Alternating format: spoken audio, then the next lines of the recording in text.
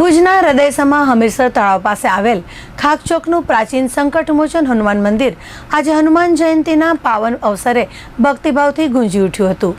લગભગ 450 વર્ષ જૂનું આ ઐતિહાસિક મંદિર આજે પણ ભક્તોની અખંડ શ્રદ્ધાનું કેન્દ્ર બની રહ્યું છે।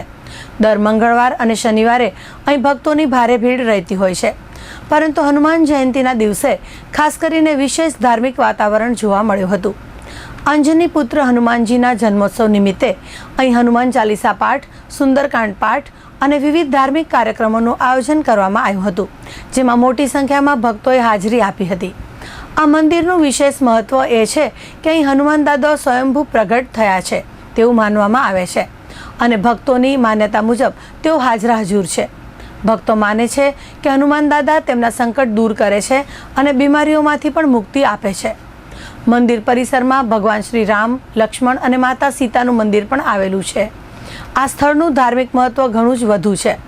એક જ સંકુલમાં રામ દરબાર અને સંકટમોચન હનુમાનજીના દર્શન થવાથી ભક્તોને વિશેષ શાંતિ અને આધ્યાત્મિક અનુભૂતિ મળે છે।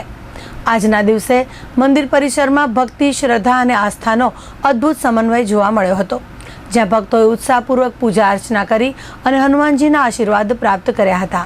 આજે આપણે મંદિરનો ઐતિહાસિક લગભગ ખાકચોક મંદિર કહેવાય। ખાકચોક લગભગ 450-500 વર્ષ જૂનો મંદિર છે।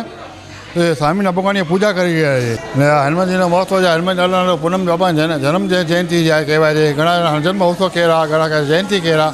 અમે હનુમાન જયંતિ કે હનુમાન જન્મ ઉત્સવ રાખ્યો છે આજે ને આ હવન રાખ્યો સવારે 9-9:30 કલાકે હવન છે ને બપોરે 12:30 કલાકે મહાપ્રસાદ છે ને સાંજે 4:30 કલાકે સુંદરકાંડના પાઠ છે ને રાત્રે 8 કલાકે મહાઆરતી રાખેલ છે।